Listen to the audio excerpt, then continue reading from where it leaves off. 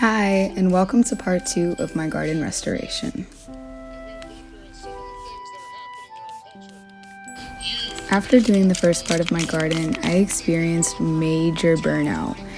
It's not that I didn't enjoy gardening anymore, but it was a really huge job that I took on, so I was just very tired and didn't feel as inspired to get out and continue gardening. So a lot of weeds came out around the garden and around the stones that I had to take out.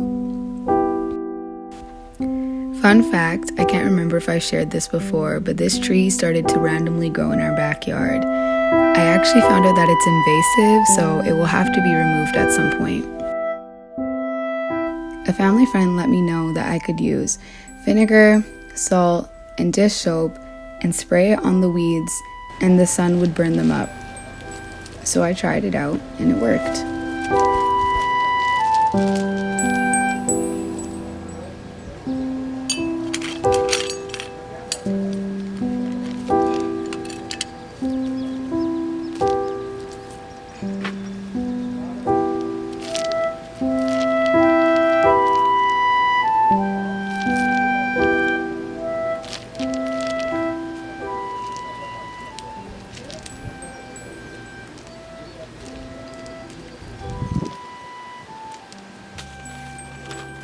I don't know if this is just me, but after I'm over being burnt out for some time, I get major rushes of inspiration. After I cleaned up the weeds and some of the growing branches on the tree, I decided that I actually wanted to extend the garden. So this is me just cleaning everything up, digging some holes, and getting ready to add some new flowers.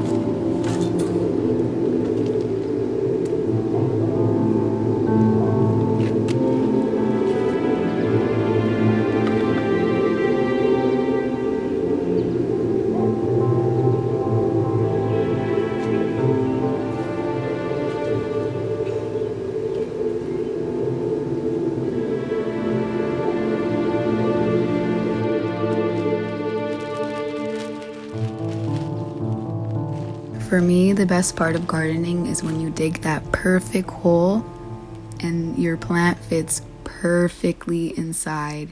And then when you cover it up with that nice soil, it's like smooth and flat. I love that.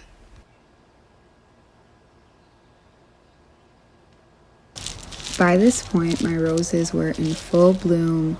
They were really thriving, and I was so in love with them. But I felt like the garden lacked a lot of contrast since my original color scheme was purples, blues, and pinks.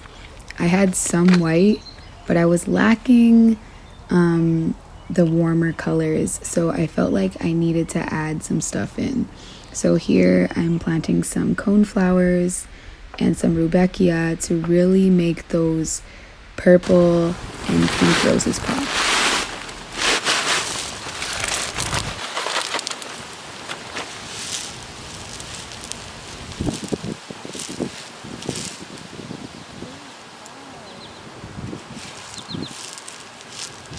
So after I planted the coneflowers, the rudbeckia, I also planted some bee balm, and here you can see the Russian sage and the yellow yarrow.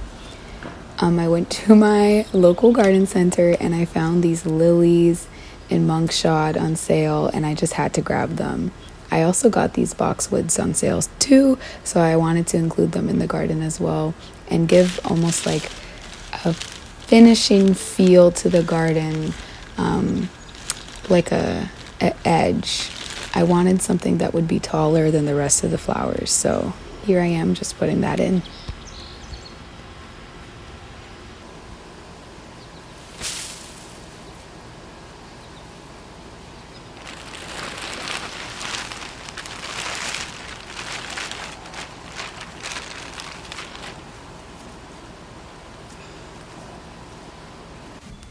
And what's a secret garden without a walkway?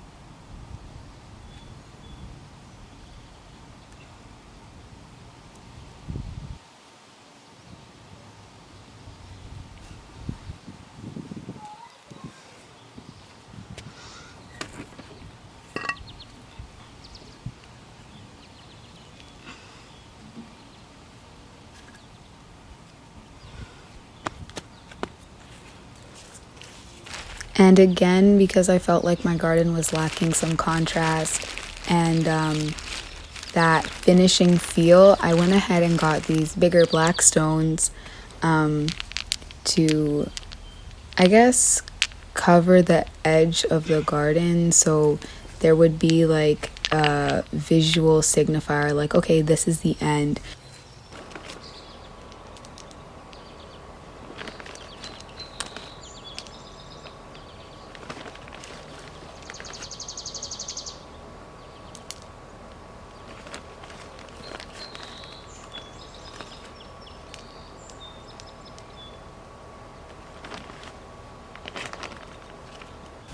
After I completed those finishing touches with the black stones, I was basically done. I had put all my flowers in the ground, and all that was left to do was just to wait and let everything grow and bloom.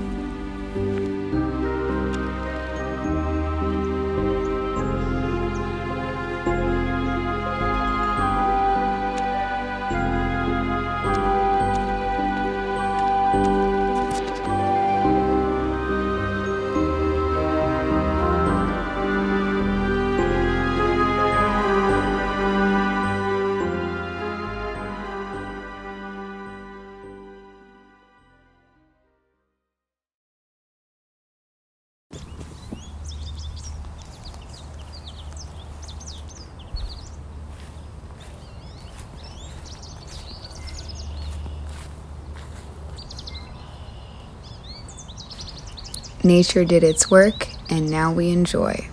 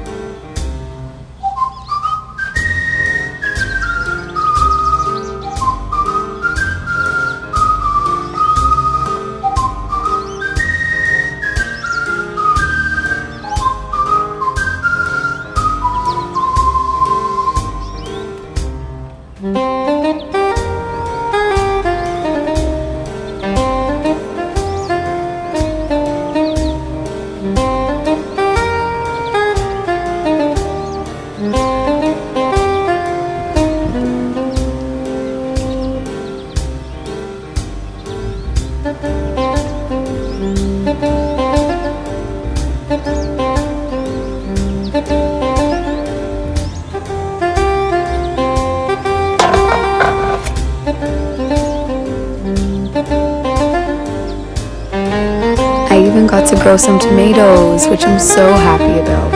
I know it would make Grandpa proud.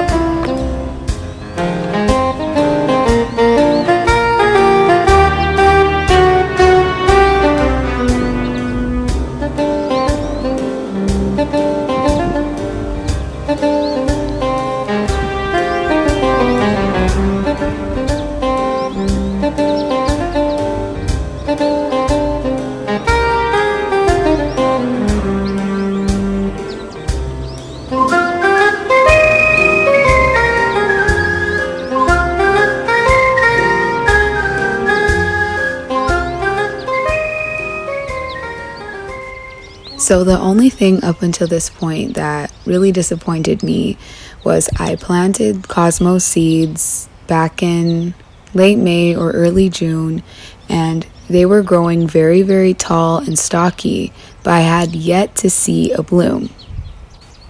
But I waited a little longer, and sure enough, they bloomed.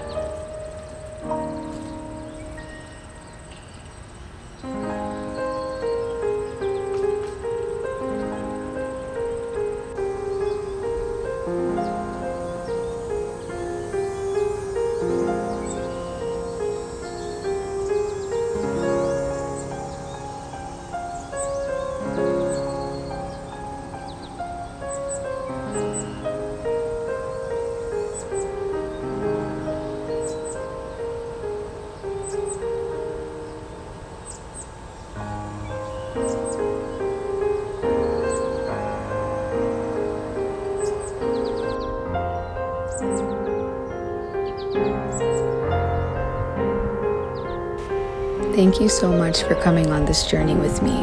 I hope you had as much fun as I did. And hopefully you feel inspired to start something that you have been really wanting to do for a really long time.